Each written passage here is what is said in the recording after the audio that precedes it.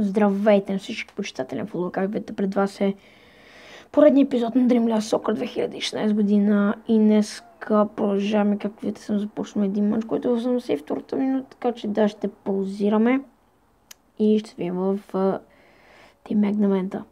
И ето, дами и господа, вече надявам се ви интересно. Както виждате, ето го и Роберто Фирмино, дами и господа. Нямам търпение да влезе и да покаже каквото може.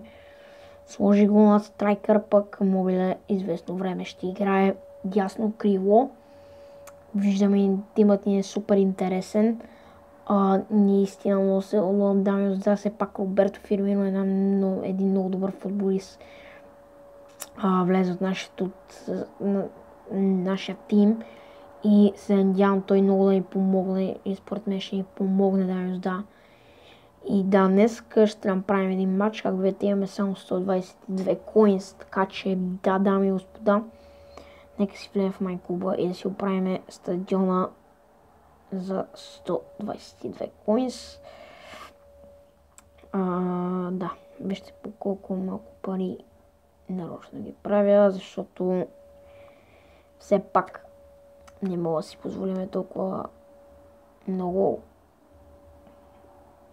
Имаме вече доста малко пари и ето това е нещо, което последно ще направя, а пък другото друг път. Надявам се това, което правя да ви хареса, защото наистина дадох много от коинси, сега има само 2 коинси и да започваме матча, да изобщо не знам как ще се справим с толкова малко коинси, как ще ги съберем, но по някакъв начин, както видите, съм се сложил едно бяло точица, когато си мърдам, да видите какво правя.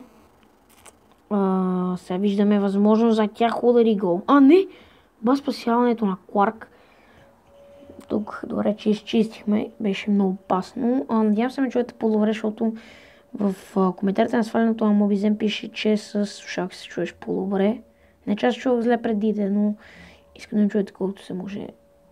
Не е добре. И затова ще си сложа и слушалки. Да, много ми е интересно и да съм ви замислил, когато събереме 1000 коинс. Си ми измислил да направим един склад билдър, някакво отборче, което за 1000 коинс ще стигне, разбира се, най-ефтините футболисти ще използвам, защото един мой приятел си е накупил толкова много коинси, има много коинси и го питах дали мога да направя един отбор, да видя как играят самите футболисти. И той каза, че може. После, разбира се, ги продаде. Той каза, че може. Видя ги как играят и играят много добре. Ето как видите, вкарахме втори гол вече.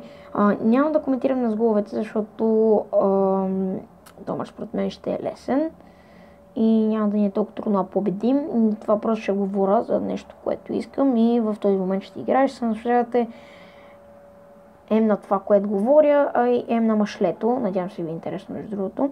И сега виеме Кент с удар. Какво направих? Няма значение, нека си продължим мисълта. И футболистите не играят хич лошо и много добре се вписват. И за това те са много ефтини, разбира, футболистите. И за това съм ви подготвил едно, така че очаквайте. Когато съберем 1000 коинс, веднага ще вам правя този отбор и ще видите колко добре играят наистина те футболисти. Много малко оверал имат, но пък са много добри. Поне според мен. И аз когато ги спробвах, играеха добре, така че да, това ще дами и господа. И очаквайте, клипче. Мога да правя такива склад билдъри, обаче, разбира се, с по-голями футболисти, когато събера повече пари. Защото сега ми е много трудно, все пак аз нямаме сега толкова голяма възможност за да направя такъв отбор. Имаме само 2 коини за сега. Малко ме дразни в тази Dream Лига, че е доста гадно, така, защото много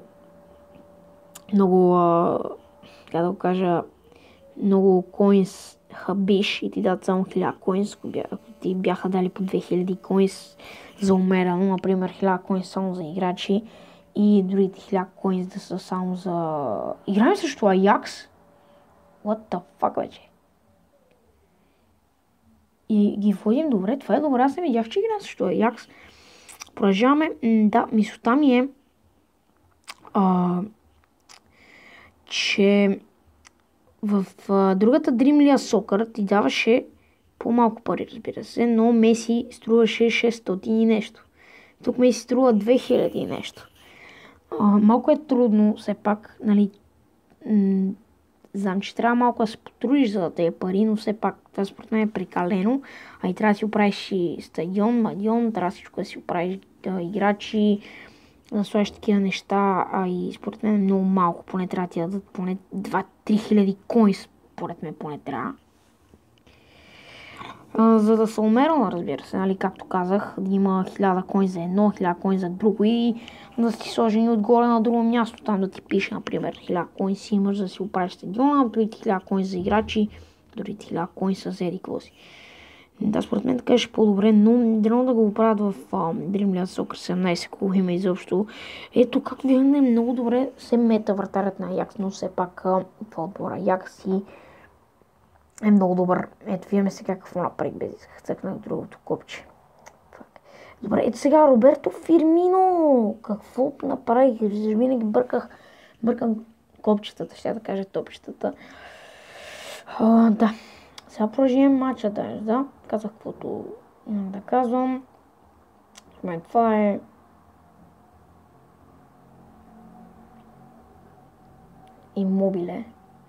Имобиле, много добре. Имобиле преминава, опита се прескочи вратаря. Това финал ли е, защото чуеше Challenge Cup. Това не знам дали е финалът. Фрикик. ТФ, аз не съм го докоснал, няма значение. И според мен тук, когато цъкнеш леко, когато почват да бият много силно, което това също ме дразни, но все пак има много подновявания в всичко това, което се прави. Виждаме сега центриране. Имаше. Продължаваме Кларк, да знаете в това складбираче, което нали ви го замислям, да знаете, че Кларк няма да го махам, защото ще ми излезе много пари и с вратар.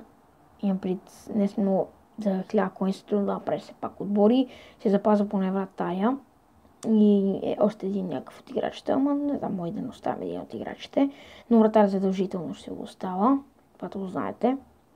Да не помислите, той каза, че ще направи нов отбор, па си остави вратаря. И бихме Аякс, мисля, че взехме купата, не знам, не даде повече коин, колкото и дава. Също играем срещу Монако, вижте само с какви играчи вижте само с какви отбори. Лион, Кристал Палас, Лацио, Геноа, Милан, Торино, сега ще играем срещу Монако, Лачфорд, много такива класни отбори, не знаех, че ще си изправяме. Сега ще играем с Монреал, които не са най-силните, но пък все пак си имат потенциал. Това е много яко според мен, дами и господа, но за сега, дами и господа, няма да играем, защото ще играем в другия клип този матч, така че надявам се ви харесва този клип, който така коментирайте, харесайте и се абонирайте, разбира се, и ще се видим в следващото видео.